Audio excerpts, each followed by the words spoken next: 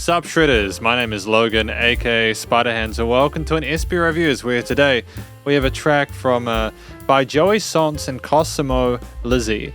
It's the I Honestly Love You Olivia Newton-John Tribute, and if we switch over to here, we have ourselves the track. It's through hereandnow.com. If I read this little bit down here, the single featuring CMA Nashville recording artist Joey Sontz and award-winning international vocalist and recording artist Cosimo Lizzi was produced by Grammy winner Philip Larson in London, UK. All proceeds go to the Olivia Newton-John Cancer Wellness and Research Centre. The team includes Grammy nominee Robin A. Smith, piano, Elton John's drummer Chuck Sabo, and Tim Lefebvre on bass guitar. So that's cool. This sounds like a big lineup. I'm super excited to hear it and listen through it from start to finish. Gonna hear what we think. And we've got the track here on Spotify, so let's go.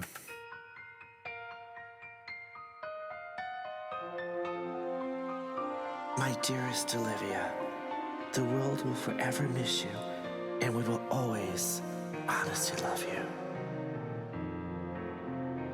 I love the reverb tails.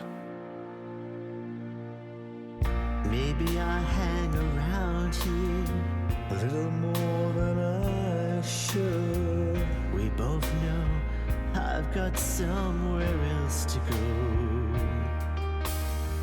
Got something to tell you that I never thought I would. But I believe you really ought to know. I love you. I honestly love you.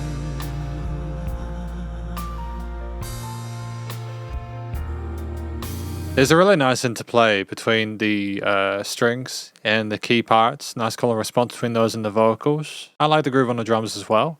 Nice and minimalist at this point. You don't have to answer. I see it in your eyes. Maybe it's better left unsaid. Interesting use of vibrato there. This is pure and simple. You must realize that it's coming from my heart and not my head. I love you. I honestly love you.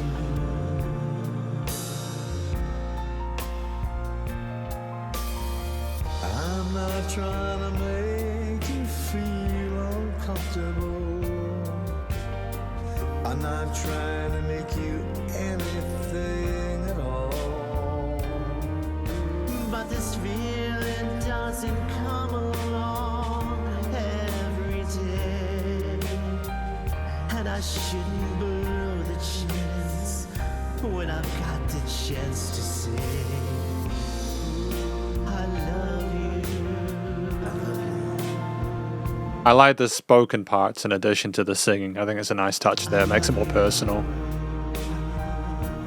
I honestly love you.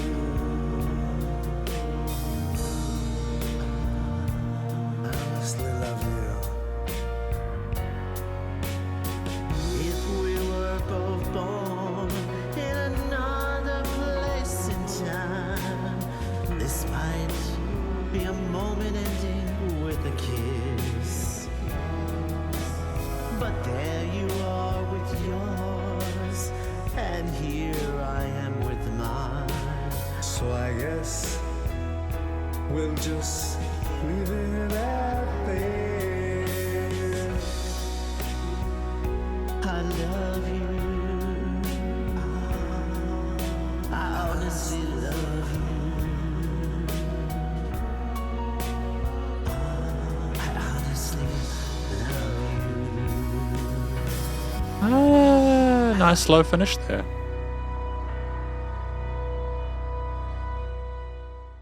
It's interesting because I think they were going for a grandiose kind of ballad format with the strings, the piano, the bass, and the drums, and the vocal style with the sung and spoken overdubs. I think I see what we're trying to go for here. We're going to talk about it more in the conclusion. And welcome to the conclusion of my review of this track from Joey Sontz and Cosimo Lizzi. It's titled I Honestly Love You, the Olivia Newton-John Tribute. I think that this track comes from a good place. There's stuff that I appreciate about this track, such as I think the relative simplicity of the story itself. It's basically quite a heartfelt message to Olivia Newton-John with the way that these musicians feel about her, just trying to genuinely just let them know how much they care and appreciate them. And I think in that sense it's a fitting tribute. You can't really do much better than this. I don't think they're trying to sort of like hyperbolize the situation and overhype it. It's more of a situation where you can kind of imagine them sitting on a stool in like a lounge bar or something like that, really kind of sort of sing their heart out for them. And I think that, again, the spoken word parts where it's like, I love you, you know, it's good because it really just kind of grounds you. You know, you're all going with the vocal melodies and all the other legato-ish kind of whole tone elements, and then suddenly I love you comes out of that. I think that's good. Vocal technique-wise, I think we did well. I understand that we've got some accolades and stuff like that. From what I understand, is some prestige. I think that the vocal melodies that we had here made sense. I think that if we'd had more harmonies, I don't know if it would have necessarily improved it. It was predominantly just the main lead in the center with some overdubs. There was a nice melding of elements with the rest of the arrangement. I think that there was a lot of reverb on the vocals, and that kept a misty kind of nostalgic element to it, as if we were harking back to the decades past, where like in the 80s and stuff like that, where it kind of sounds like ballads from the 80s. And I think that that's an interesting kind of approach that makes a lot of sense. It's done well in that regard. And I think that there weren't any sort of crazy vocal runs or anything like that. I think we were reasonably comfortable in our head and chest voice, and yeah, it was an effective performance. We sounded like we genuinely cared about what we were singing about, and yeah, that's what we need. The track itself, at 3 minutes 30, it's phrased and staged like a single, and I've got to hand it to them that I think they pulled it off. For the accessibility of the story combined with the way the vocals were done, you really did just have the basic, you know, had the drums, we had the bass, we had the keys and the strings and the other sort of like sub layers in there. I think that's really all we needed. Any longer than this, and we might have needed sort of like an instrumental solo or something to sort of like take the focus away from the vocals, simply to kind of as a palate cleanser or as a continued sort of like bit of diversity and variety within those bits. But it's just because people do need to have like varying ways of establishing leads in order to retain, especially nowadays with like a lot of music being far more kind of like intense and attention grabby. Not that this was, but what I mean is I think we did well to make it this long because we were comfortable with the vocals and the story that's being told. We got a kind of that feeling of what it was all about. The drums, that when we had them, had some interesting 8th and 16th note grooves there, predominantly with the cymbals and the kicks and the snares, with a nice sort of pianissimo feel to it. We weren't too loud with them. It was sort of just a means of moving forward and establishing a groove and pace to it, and a track which was fairly robust and full of like outside of that. The bass line that we had there meshed well with the root notes and the lower sort of registers of the other harmonic parts within the arrangement. The piano parts had some nice call and responses on the right hand and typically sat within the chord shapes and progressions there in a way that was satisfying to listen to and had a sense of romanticism about it. The strings there were very sort of emotionally charged and elegant with the way they fluctuated between those major and minor triads and notes within those core bits.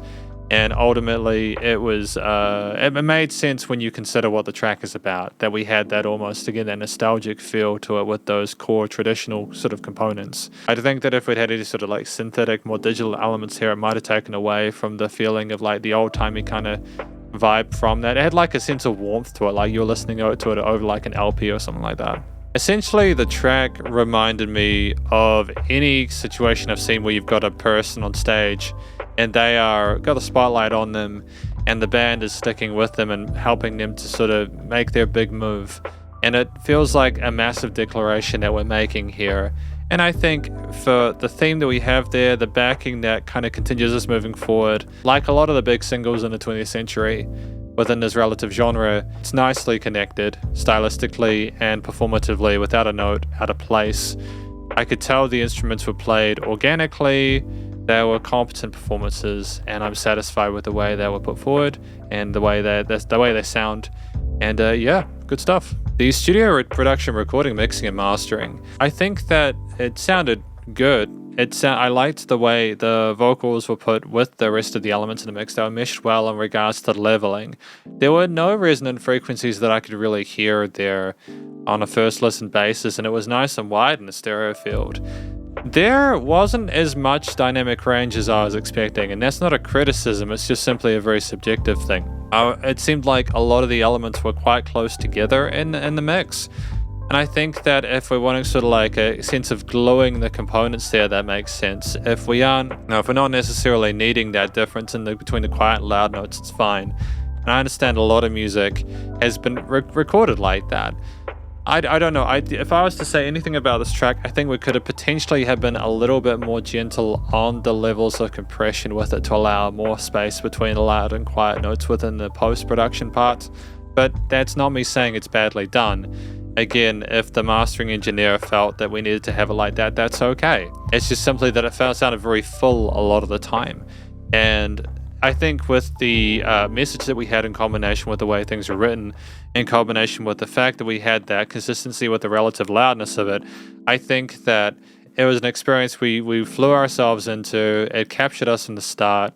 I think we chose a good place after a few verses to sort of elaborate on our feelings and thoughts with, the iteration of the hooks to kind of end it there. I think 3.5 minutes was a good amount of time for that. I think the vocal take was fairly raw aside from the reverb tails and stuff like that on it. It just seems like they captured a take they were happy with, and I think that they communicated themselves with, well, things were nice and present within the mix.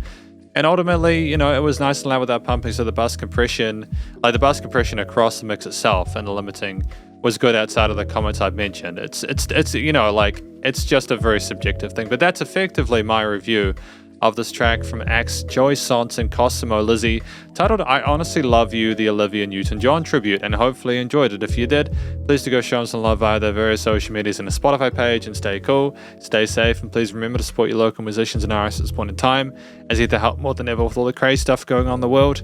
And I'll catch you in the next review. Spiderhands Out.